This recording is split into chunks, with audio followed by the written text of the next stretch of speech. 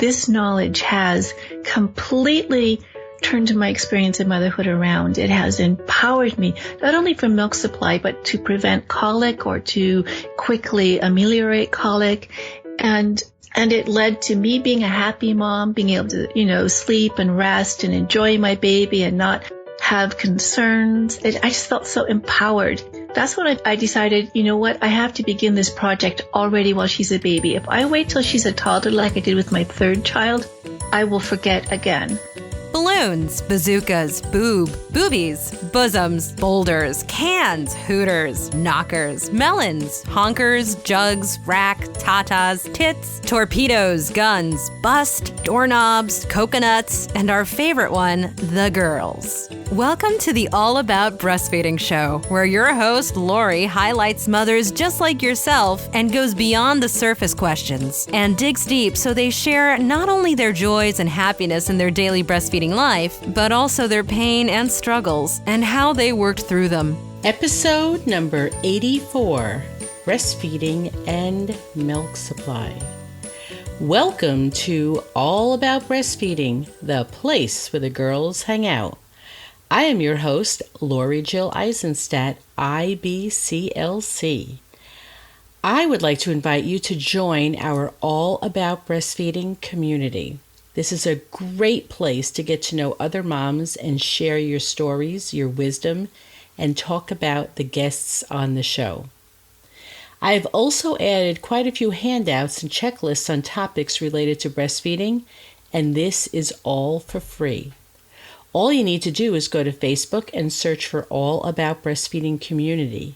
You have to put the word community in there, otherwise you'll be directed to go to the wrong group. Thanks for everyone who has joined the group so far and for all of your stories and your input. Love having you there. I've had some requests for information talked about in some of the shows. To get links for products and services that I mention in the show, all you need to do is go to allaboutbreastfeeding.biz/podcast, and then you can search for the episode number, and you will find the information in that particular episode show notes. As for today's show, you are in for a very special treat. My guest today is an American who is living in Switzerland. We get into such an important discussion about mothers and breastfeeding and milk supply. She experienced low milk supply and explains how one very specific experience led her on a path to learning about ways to increase her overall supply. She went on to have 3 other children and at some point took this study of human milk and the lactogenic diet seriously enough to spend dedicated time researching the issue. She went on to publish 2 books, one for breastfeeding mothers who are looking for ways to help boost their supply, and the other book deals with breastfeeding grief. It is the second book of hers that I'm particularly grateful for, as mothers who are going through this, well, some don't even know that this is why they're sad or anxious or depressed, or they just have no place to go with this grief, or their grief is minimized. This show was the very first opportunity I had to chat with Hilary, and I have to say she was a pleasure getting to know, and I look forward to the possibility of one day getting to meet Hilary in person. Let's get started. My guest is Hilary Jacobson. She has a mission to bring women's forgotten knowledge back into modern awareness. She became a breastfeeding specialist after having low milk supply with her first baby and experiencing firsthand the effects of lactogenic foods and herbs in her ability to produce enough milk. Hilary Jacobson, certified as a Swiss holistic breastfeeding consultant, she co-founded an online group for struggling breastfeeding mothers, MOBI, and in 2004, she published her first book, Motherhood, a breastfeeding guide with lactogenic foods and herbs, which has become a reference book for countless lactation specialists around the world and a comforting voice of support and information for for mothers. As a clinical certified hypnotherapist, Hilary has developed a therapy approach that helps mothers recover their confidence and joy. She has packed her knowledge and insights into her recently published second book, Healing Breastfeeding Grief: How Mothers Feel and Heal When Breastfeeding Does Not Go As Hoped. I would love to welcome Hilary Jacobson to the All About Breastfeeding show. Welcome, Hilary. I'm glad you're here with us. Thank you, Lori. It's a pleasure to be here with you today. You're welcome. I would love to find out a little bit of background about yourself when people are taking notes and they're listening to suggestions and the wisdom of others. I always think it's nice to know a little bit of background about how they grew up and how they got to become who they are today. So can you share that with us? I grew up in Southern California and I was born in the 50s. It's really difficult to address this question because I had kind of an unusual background. I don't know how to put it into a nutshell, but I'll just say that my parents were very disparate people, and my father was a scientist and my mother a poet. I grew up kind of in that conflict field. I would say I grew up in a field of conflict between different world viewpoints, and I dove into the tensions of, modern times at a young age and had to survive through it. So you were in California and probably you were born in the 50s. You were growing up with the whole psychedelic movement and Grateful Dead and all that fun stuff?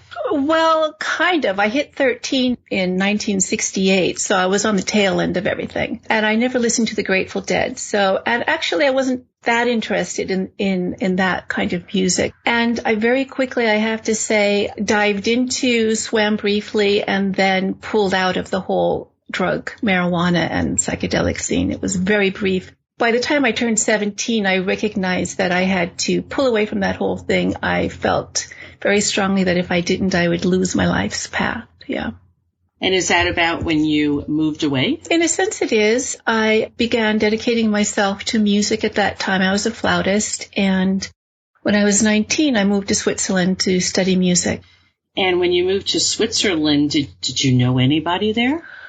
Well, there was quite a large expat group in the music school. A lot of Americans were there studying early music, the traditional instruments of the Baroque and Renaissance time. So I didn't know Swiss people per se, but yes, I wasn't alone.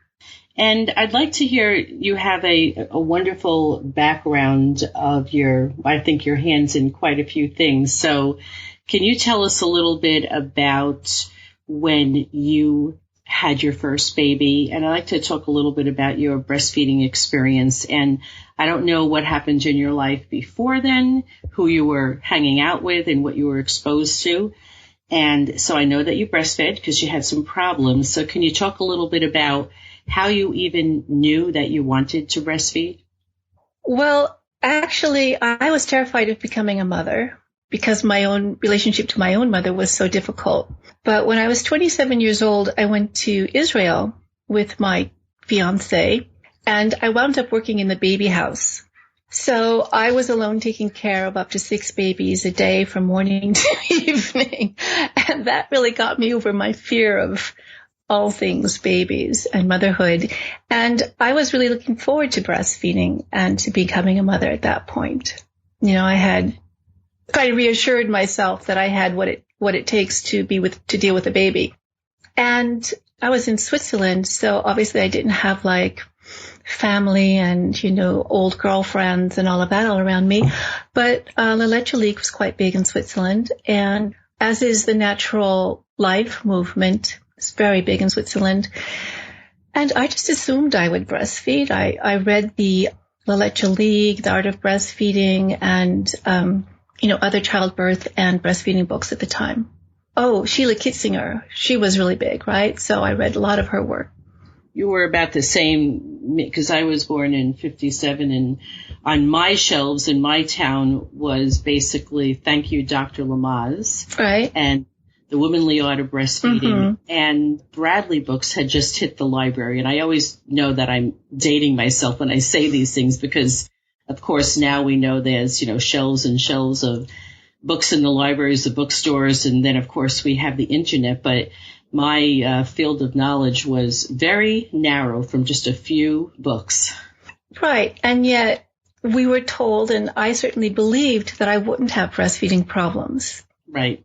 Well, I mean, in a good way, that was the assumption, but we certainly weren't prepared for if there was any problem. Exactly. So tell me a little bit about your breastfeeding experience. And I know that you know that the birth experience also has the potential to have a huge impact on your breastfeeding experience. That's right. So you can share a little bit about that if you feel like it has a play here. Well, I was really fortunate in that I had the only doctor in Switzerland who did home births with the exception of breech physician.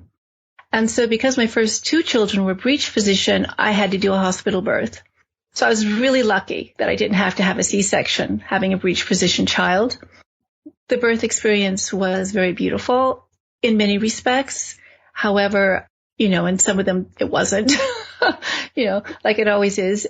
But the nice thing was that I could go home immediately afterwards. And the midwife came and visited me once a day for 10 days. So I did have that support. So you had a midwife in the hospital for a breech baby?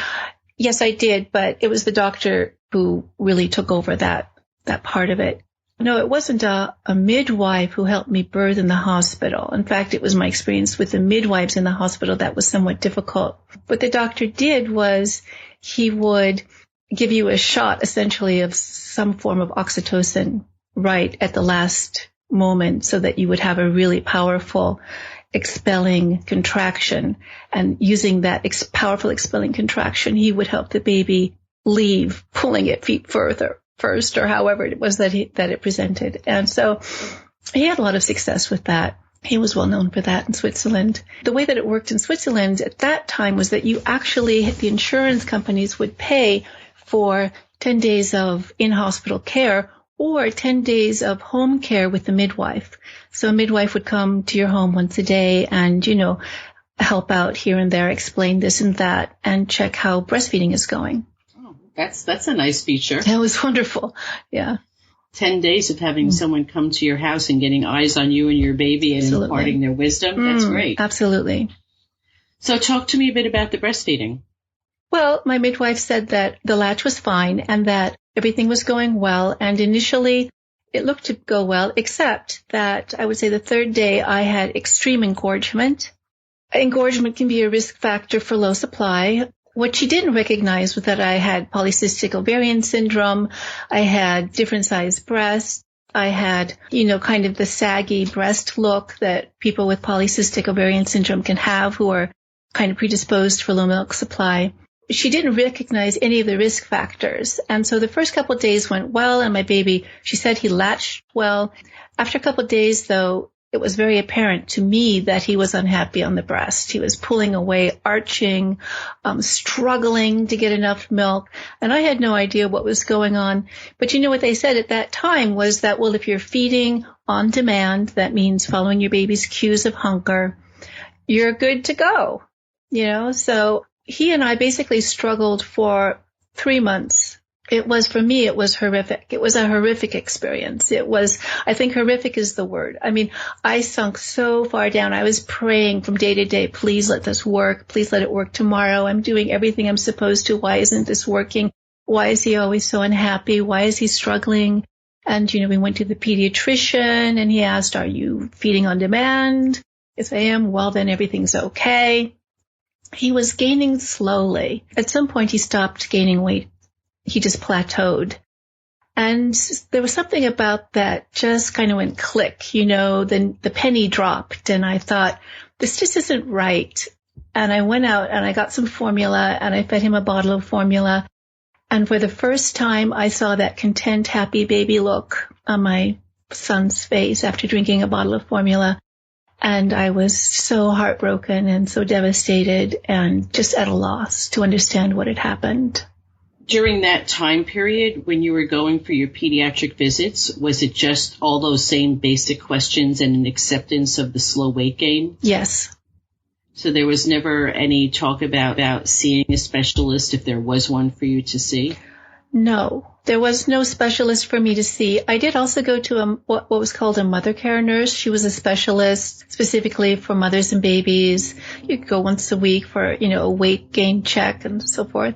And she recommended a homeopathic remedy for me that I did take. But now I know that I should have been doing all kinds of things on top of that. Mm-hmm. And you said that there was a strong Leche League in your area? Yes, there was, yes. Did you visit with them before you had your baby or after? I didn't. And the reason for that was I just couldn't, I'm naturally a reclusive person. I don't really like going out around strangers very much. It's just kind of, who I am. Let me own that I'm an introvert. So there had to be a really good reason for me to join in a group of mothers and actually whip out my breast and see other women whip out their breasts. It was very unfamiliar to me. And, having been reassured by all the literature and by my doctor and midwife that, I could nurse, I didn't see the reason for it. Later on, I did call them. I did talk to them. I learned that I could have used something called a supplementary nursing system. But by that time, I was already so exhausted by the whole thing that I didn't have the ability to take in that information. And I'm just curious, did you do any hand expression of pumping during those 3-month periods? In the beginning, I did a lot of pumping. I had rented a pump the first couple of weeks, yeah. Is that switch for you in that when you gave the bottle of formula and you saw and experienced a content baby for probably the first time, did you just automatically make that switch, or was it a gradual weaning period of putting him to the breast for comfort nursing, but mostly formula feeding? I automatically made the switch. At that point, I was just so exhausted and devastated that I just made the switch. I didn't even know that it was possible to do both. It would never have occurred to me. There wasn't even that information around. And remember, this is all pre-internet, right? I can very much relate because it was we probably raised our babies about the same time, so I can appreciate that, yeah. But the interesting thing is when I talk to mothers who come from different parts of the states where I'm from and different parts of the world, it always surprises me about what some people knew or had access to. So I've learned to not make assumptions. And when you stopped, did you suffer any consequences of an abrupt weaning, or was your supply so low at that point that you didn't suffer with any clogged ducts or engorgement or painful breast tissue? Right. It was so low at that point that I effortlessly weaned. And when it came time to your second baby, in between your first baby and your second baby, were you a person on a mission at that point to try and figure out why you had a low supply? No. Most mothers who go through this experience, I was dreading breastfeeding again. I was prepared for it to fail. I wanted to give it a go, my best go again. So I did. And there was a difference between my first and my second baby in that my second baby was much less nervous and he was much calmer at the breast. So he would just kind of deal with the low supply, patiently deal with it, whereas my first baby would fight with it. The first 8 weeks went pretty well. And I knew that at the 8 weeks mark, that was when with my first baby, I'd had that sudden crash where before he had been struggling, but he hadn't been desperate. And I knew that at the 8 weeks mark, my supply tended, going from the last time, I might actually lose it again. So I was prepared for that eventuality. But then at the 8 weeks mark, I was at a restaurant and I had a soft drink that is produced in Switzerland. I had never had it before and I thought, I'll just try it. And that afternoon I had so much milk and my baby had that happy, content look on his face that, mothers love. And I thought, well, what happened? And then I thought, well, I had that soft drink. Is it possible that that soft drink had some effect on me? So I bought some more, and it did. And I started combining things. I took now the homeopathy and the soft drink, and I thought, oh, what else is there? And I began to ask around, and what I discovered is that there's a body of knowledge that is held between mothers. It doesn't penetrate to the professional group, and it also doesn't penetrate into the media. But if you ask around, you would get hints and tips, and also some midwives know this information. And I began collecting information and trying this and that. And suddenly with my second baby, I was able to produce a really good supply. So it was extremely fortuitous that exactly that 8-week mark, when I was expecting my supply to dip, I discovered these things that actually turned my supply around. That's how that happened. So I know there's a lot that goes into it, but the question that's on the tip of my tongue, what did you learn was in that soft drink that made you question it? Very interesting question. So one thing that happened was that before I knew anything about what was in it, one of my neighbors was a pediatric nurse. You know, everybody rode bicycles in Switzerland, so I was coming home carrying the groceries from the grocery store around the corner. This is all Switzerland, everything very small. And I ran into the pediatric nurse, and she said, "How are things going?" I said, "You know, the strangest thing happened. I took this drink, it's called Revella, and all of a sudden I have this great milk supply." And she turned to me and she said, "Yeah, everyone knows that. Revella is even given to mothers on birth wards, maternity wards in hospitals." And you're like, why didn't I know that Exactly. then? Why did no one tell me? Years later, when I began to do serious research, I went to my doctor.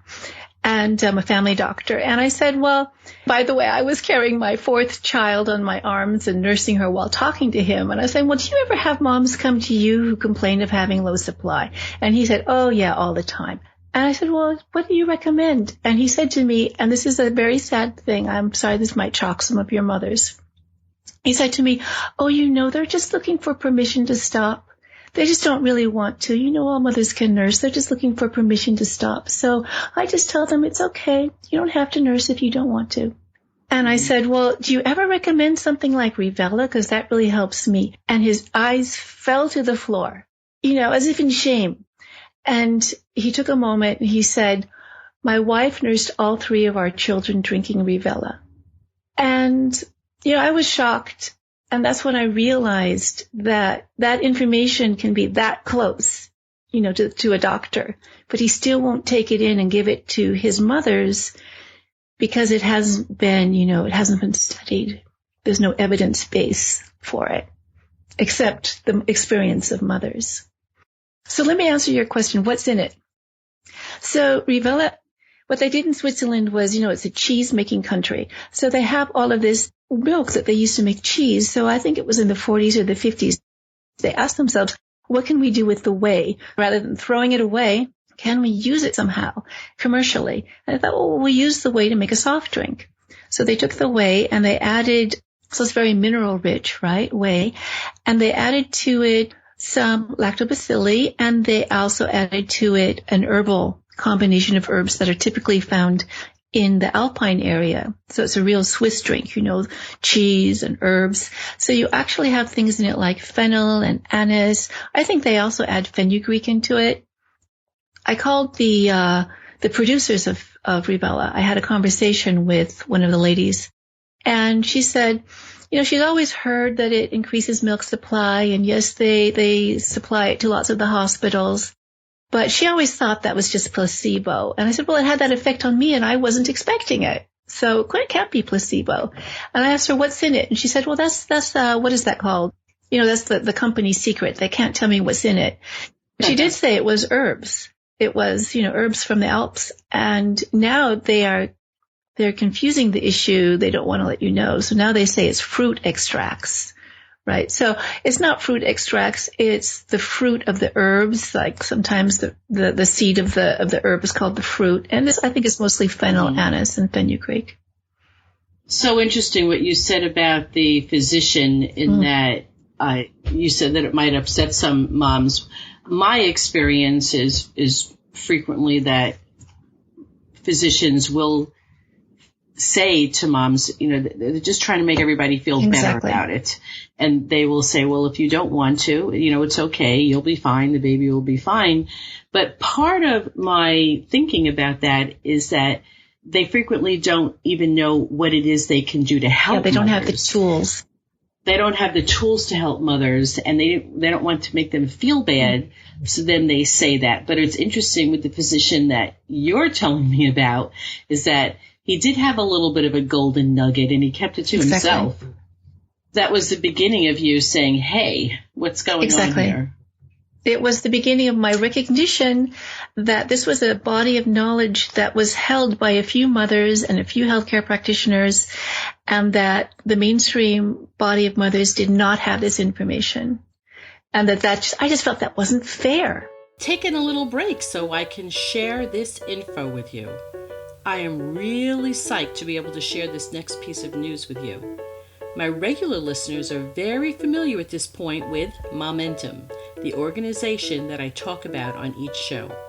You know, the one that I say saved my life as a new mother, the organization that helped me find other mothers who were new at this whole mothering thing. They became my people. They helped me navigate that first year of motherhood and continued to mother me as I had more kids, and my need for support through their toddler years and kindergarten years and elementary school years just kept being needed. I made lifelong friends, and they were so helpful that I am doing all I can to continue to support the organization. I want Momentum to continue to thrive, and I want you, my All About Breastfeeding audience, to experience just some of what Momentum is all about. The ladies of Momentum have agreed to give my listeners a 14-day trial membership so you can see what this mother-centered thing is all about at no cost to you. Just hop on over to allaboutbreastfeeding.biz/podcast. You will see a link from Momentum. It's in blue, and you just click it on and it will bring you to the page for you to sign up for your free trial. Honestly and truly, there's absolutely no cost to you. This is just a great opportunity for you to enjoy the discussion groups and the blogs and webinars and educational pieces that are available for free for you. I will have a link to this in the show notes. And now, back to the show. I want you to just take a step back a minute, because I might know this and you might know this, but my audience may not. So when you were talking about risk factors for low milk supply that you felt were overlooked, you mentioned PCOS, saggy breast, and engorgement. So can you just address each one of those briefly and tell us why those are risk factor for low milk supply? Well, the polycystic ovarian syndrome, which I believe years ago when I studied it, it was 15%, it's probably 20% of mothers now, of all women probably have it. It's a hormonal imbalance that has a lot of it expresses itself in many ways. Well, there are three typical signs. One is insulin resistance. It means that the cells of your body resist absorbing the insulin. So you're constantly kind of in a battle with that. And that leads to fat gain, especially around the middle.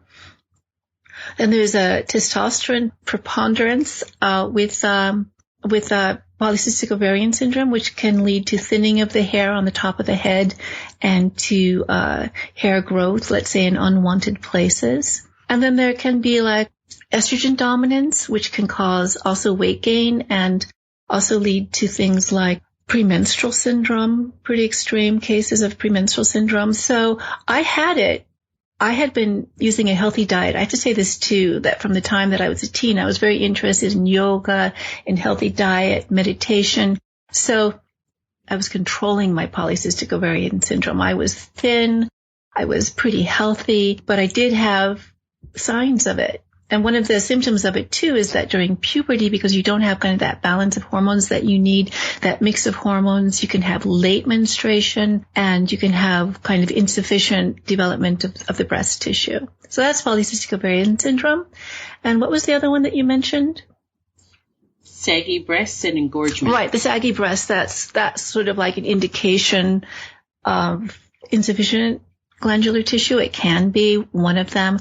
And engorgement. I had engorgement because I had such a nervous baby. I think he contributed to it. I mean, my breasts turned into little mountaintops. I mean, you could have climbed up them. They were huge and they were stone hard. And the doctor and the midwife looked at them and started laughing. And I think it was on the second day. And they brought in a pump immediately and I started pumping. But I wasn't given any help, like cabbage leaves or cold compresses or anything to help bring it down. And what I know that I will say through private conversations with lactation experts, I have heard that engorgement, it's thought that if you have extreme engorgement like that, it can possibly damage the glandular tissue. So, All right. Well, thanks for explaining that. So tell us what your personal experience is with your breastfeeding and how that motivated you to take on the work that you're currently doing. Well, I had that experience of low milk supply, and with my second baby, I discovered that I could use this, that, and the other thing to increase my supply. Now, with my third baby, I had all of those 3 sons. I had another opportunity this time to use my knowledge from day one, and I never experienced low milk supply, and I had that happy baby from day one. I thought, wow, this is amazing. I have to write about this. It was already with the birth of my third child that I began to explore, like I called up all the lactation consultants and the Leche League people, and I began to talk to other mothers about it. So that was with my third baby, and I really already had formed the intention to research and write the book with his birth. But, he grew up into a toddler and other things, life takes its course, and I forgot about it. But then with the birth of my fourth baby, my little girl, I again had that experience, and I thought, I just cannot let this go. This knowledge has completely turned my experience of motherhood around. It has empowered me, not only for milk supply, but to prevent colic or to quickly ameliorate colic. And it led to me being a happy mom, being able to, sleep and rest and enjoy my baby and not have concerns. I just felt so empowered. That's when I decided, I have to begin this project already while she's a baby. If I wait till she's a toddler like I did with my third child, I will forget again. So I would say she was a couple months old when I began to go to the library. I lived very close to a really renowned Swiss university, and I was able to visit their medical libraries, their library of ethnology, anthropology. I would come home with a box filled with books, and I would just start reading, because you have to understand, I knew nothing. I knew nothing about lactation, about chemistry, about phytochemistry, that's plant chemistry, about ethnology, and I just began to consume the information because I knew that if I write this book, it has to be a really informed book, or it will just be another book that people would dismiss. Yeah, so I spent actually years doing that, and it was a lot of fun, very exciting work. I totally understand what you're talking about, the milk supply and having a happy, content baby who slept well, and how that had an impact on your experience of motherhood, and that you wanted to share that body of knowledge with other moms. Can you talk a little bit about having low milk supply and how that truly affected you, like with any anxiety or depression or anything of that nature? I didn't have a clinical case of postpartum depression with my first baby, but I had this profound experience of postpartum grief. I would say breastfeeding grief is what we call it. And I was just devastated. I felt that I carried this emotional wound inside of myself, and I didn't know how to talk about it with anybody. And it's hard to describe that emotional wound. In my book, I ask mothers to describe it, and their descriptions are just so incredible. They hate themselves. This hating your body, feeling betrayed by your body, feeling like a failure, feeling like the worst mother in the world, emptiness. I would say I felt a profound emptiness and sadness and loss, and I just couldn't understand why I was feeling those emotions. And I would say that although they dissipated to some extent as my baby grew, and he was such a delightful baby and child, of course you're distracted from that, they were underlying. They became an underlying kind of carpet on which I was living my life. And I expected that to deepen with my second child. It didn't, because of the events that I described. And I would say that grief, I carried that grief for about 12 years. Until about 1997, at which point my first article was published on the lactogenic foods and herbs in a German academic journal of ethnology, ethnomedicine. And at that point, I realized that I had succeeded in putting together a body of information that was interesting enough for an academic journal to publish, and that I would probably succeed in getting this information out. And that really gave me a sense of I was repurposing my experience. I was repurposing my grief and turning it into something good. And that was so important for me. When I saw that I would be able to do that, my experience began to, gain on significance. So I was no longer a victim. I was turning my experience around and becoming empowered by it to help other people, other women and families. At this point, are you still an introvert, or are you very interested in going and seeking other mothers groups in your community to share what you've learned? Well, what I did was I contacted midwives, and I let them know what I was doing. And I said, if you have a mother with low milk supply, send them to me. What was happening in Switzerland, and I was aware of it at that time, was that if you were in the Leche League, okay, this is really hard to talk about. My stomach knots up even as I begin to talk about it. If you were in the Leche League, you were not allowed to talk about herbs. It was just off limits to you, or you could lose your certification as a Leche League leader. So I knew that I couldn't go into one of those meetings and talk about my experience. That would just not be appreciated. I did not seek out those groups, but I did contact midwives and lactation consultants, and I let them know this is what I'm doing and I'm having success with this. And if you have moms who you think this might help, send them to me. And I began to get mothers being sent to me by these professionals. Fabulous. Yeah, and I understand I don't necessarily agree, but I understand exactly everything that you're saying with the Leche League. There's a situation where people's hands are tied. Exactly. And it's changed, right? It's not as it was back then. Right. It's gotten a lot looser, maybe sometimes a little too looser. I don't know. But yeah. So, okay. What I want to do is for you to share couple of things that you can in this kind of forum about what you would like a pregnant mother to know and what you would like a mother who has her baby who is suffering from low milk supply. So let's start with the pregnant mom first. Healthcare providers who do this kind of care are really in a double bind.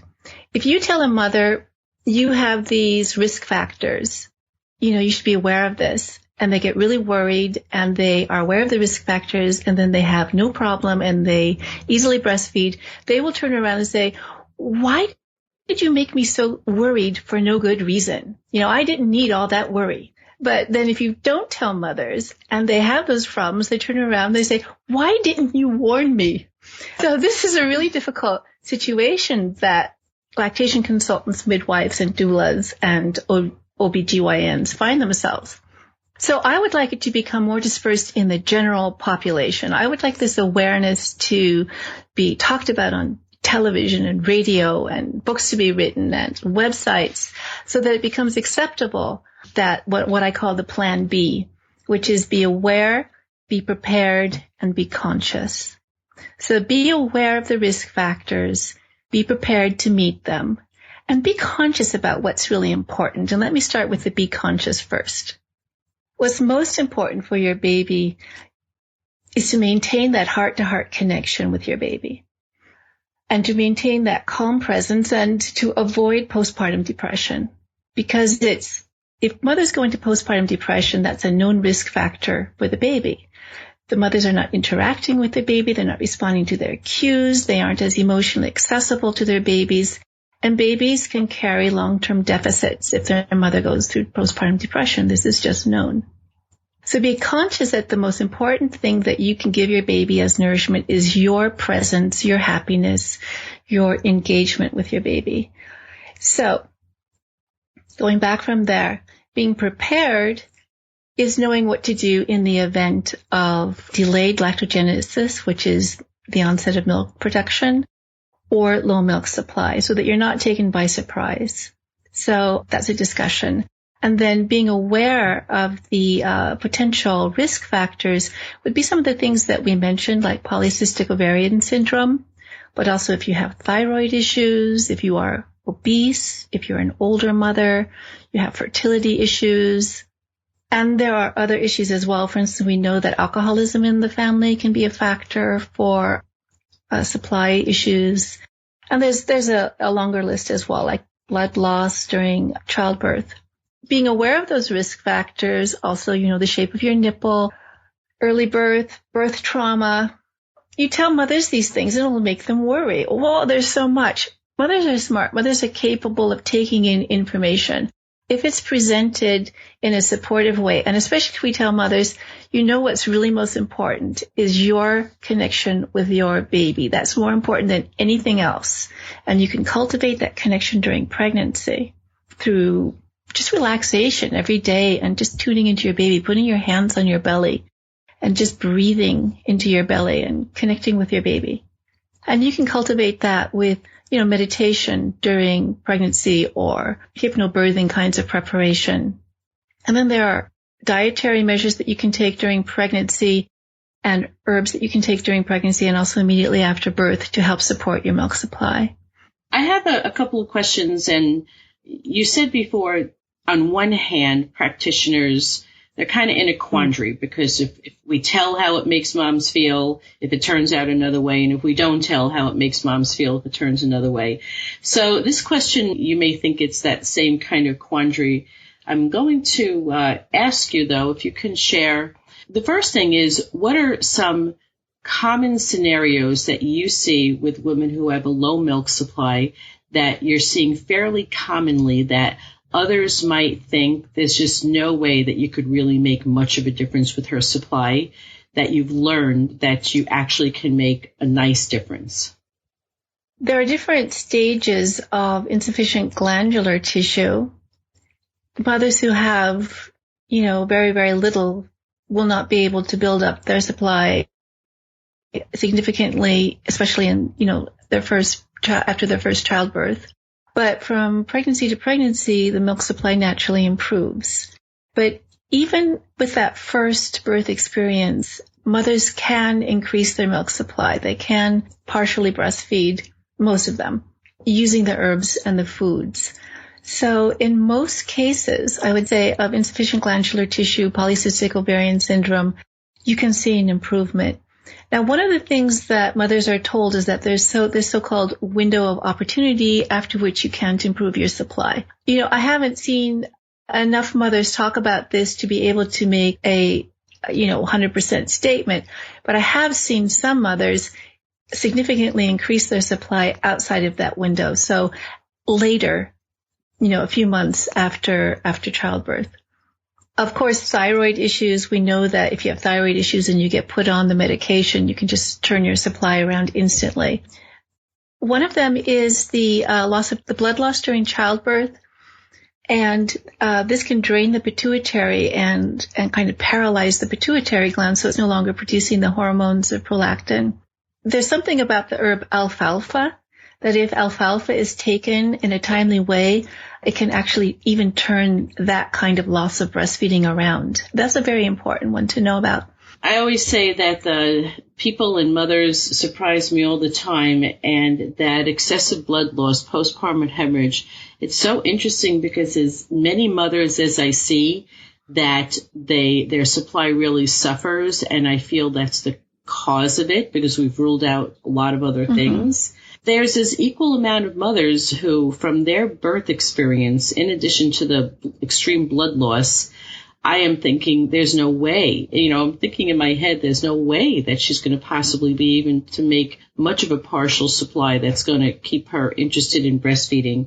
And I'm amazed at some mothers they just have a full supply and they just really, they had a little bit of a delay, but other than that, by day 5 or 6 or 7, they're cruising along and making a full supply. And I always say that mothers are an open book to me. Like, we could have our knowledge and I don't put all of that stuff on them. I try and just listen to everything they're saying. And if I say stuff, it's in my own head. Because cases like this, I'm just meeting some moms who, for all intents purposes, should not be making any milk whatsoever, and they're plentiful. And this is kind of ties into something that's important for my message, which is that, human beings are beautiful, beautiful creatures, and we're so flexible. And you call it an open book. We are so empowered through how we think and feel, and, we can turn our genes off and on with our emotions and the way that we hold our thoughts. And I think it's really important to stress the miracle of the human being in the way that we approach motherhood and lactation. And that's why I like to always come back to that heart-to-heart connection, how you want to bring the miracle of what it is to be a human being to your baby, whether you breastfeed or you bottle feed, your deep sense of self, your energy, your spirit, your warmth, your engagement, all of these things that we bring as human beings to the mothering relationship. I don't want to ever lose those when we lose sight of those when we make breastfeeding so paramount. Does that make sense to you? Yes, and of course it makes great sense to me. And it's I'm sitting here riveted. You're saying some of the things that I struggle with, and you're saying it so eloquently. So thank you very much. Thank you for the opportunity to say it.